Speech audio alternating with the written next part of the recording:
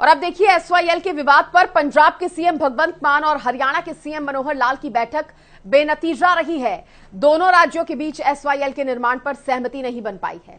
दोनों सीएम के बीच हरियाणा निवास में बैठक हुई थी। बैठक के बाद सीएम मनोहर लाल ने कहा कि बैठक में पंजाब अपने पुराने रुख पर कायम रहा और इस कारण ही बैठक में कोई सहमति नहीं बन पाई। मनोहर लाल ने कहा कि सुप्रीम कोर्ट हरियाणा के पक्ष में फैसला ले चुका है, लेकिन पंजाब अभी भी अड़ियल रुख अख्तियार किए हुए है। बेनतीजा ये बैठक इसलिए रही क्योंकि पंजाब अभी भी अपना अड़ियल रुख बनाए हुए है और बिल्कुल भी यहां पर इस मुद्दे पर मोल्ड होने को तैयार नहीं है, ऐसा हरियाणा के मुख्यमंत्री ने कहा।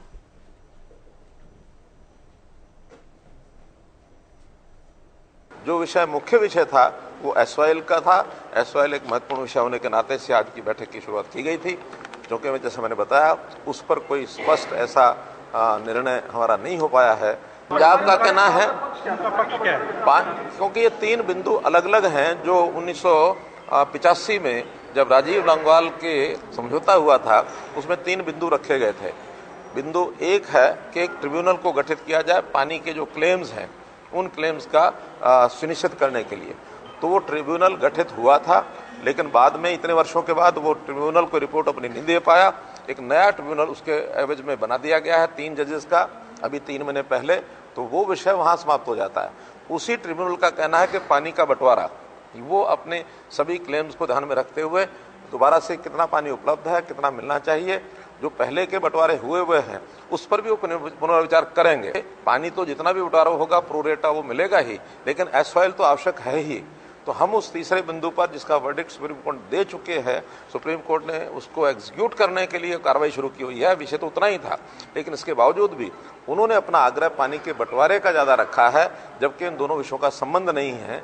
तो इसी विषय में बात बीच में रुकी हुई है कि हम चाहते हैं कि एसवाईएल निर्माण तुरंत हो और जैसा ट्रिब्यूनल फैसला करेंगे उस हिसाब से अब आगे कार्रवाई हो सकती है। हमारा यही है कि हम केंद्रीय मंत्री जी को सारा विषय बताएंगे। अब केंद्रीय मंत्री, क्योंकि ये विषय केंद्र से भी जुड़ा हुआ है, तो केंद्रीय मंत्री आगे क्या निर्देश देंगे, या तो जनवरी से पहले एक मीटिंग वो बुलाएंगे और नहीं बुलाना चाहेंगे आपस में बातचीत करने के बाद तो सीधा सुप्रीम कोर्ट में हम अपनी राय बता देंगे, इस मीटिंग का हवाला देंगे।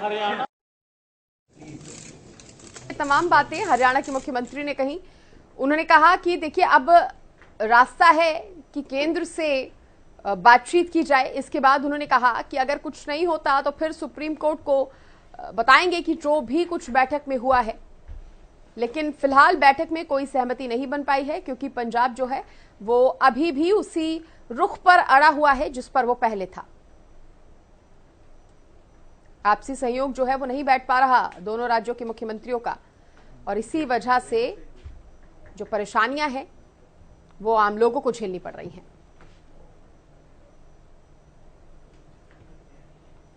एसवाईएल नहर का पूरा विवाद क्या है? पंजाब ने हरियाणा से 18 नवंबर 1976 को 1 करोड़ रुपए लिए थे। 1977 को एसवाईएल निर्माण को मंजूरी दी थी। इसके साथ ही बाद में पंजाब ने एसवाईएल नहर के निर्माण को लेकर आनाकानी करनी शुरू कर दी। देखिए पैसे ले लिए और उसके बाद आनाकानी शुरू हो गई थी।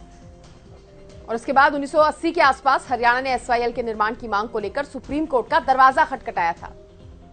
पंजाब ने 11 जुलाई को पुनर्गठन एक्ट की धारा 78 को सुप्रीम कोर्ट में चुनौती दे दी थी। जब कोर्ट तक ये मामला पहुंचा तो फिर चुनौती दी। 1980 में पंजाब सरकार बर्खास्त होने के बाद 1982 में इंदिरा गांधी ने पटियाला के गांव कपूरी में नहर का निर्माण शुरू कर दिया था। विरोध में शिरोमणि अकाली दल ने एसवाईएल की खुदाई के विरोध में मोर्चा खोल दिया था। 1985 में राजीव लोंगोवाल समझौता हुआ था जिसमें सहमति जताई गई थी निर्माण को लेकर। 1990 में 3 जुलाई को एसवाईएल के निर्माण से जुड़े 2 इंजीनियरों की हत्या कर दी गई थी। 1996 में सुप्रीम कोर्ट ने 2002 को पंजाब को 1 वर्ष में एसवाईएल नहर बनवाने के निर्देश दिए थे। सुप्रीम कोर्ट ने पहले ही निर्देश दे दिए थे। और 2015 में क्या हुआ? हरियाणा ने सुप्रीम कोर्ट से सुनवाई के लिए संविधान पीठ बनाने का अनुरोध किया था। 2016 में गठित 5 सदस्यों की संविधान पीठ ने पहली सुनवाई के दौरान सभी पक्षों को बुलाया था और 8 मार्च को दूसरी सुनवाई में पंजाब में 221 किलोमीटर लंबी नहर को पाटने का जो काम था वो शुरू हो गया। 19 मार्च तक सुप्रीम कोर्ट के यथास्थिति के आदेश देते हुए नहर पाटने का काम जो है वो रुकवा दिया। 2019 में सुप्रीम कोर्ट ने कहा कि दोनों राज्य नहर का निर्माण नहीं करते तो कोर्ट खुद नहर का निर्माण करवाएगा। अब 2022 में क्या हुआ? सुप्रीम कोर्ट ने दोनों राज्यों को इस मुद्दे को सुलझाने के लिए नोटिस जारी किया है। तो देखिए, अभी यानी कि 2022 में सुप्रीम कोर्ट की तरफ से दोनों राज्यों को नोटिस है कि मामले को सुलझा लिया जाए।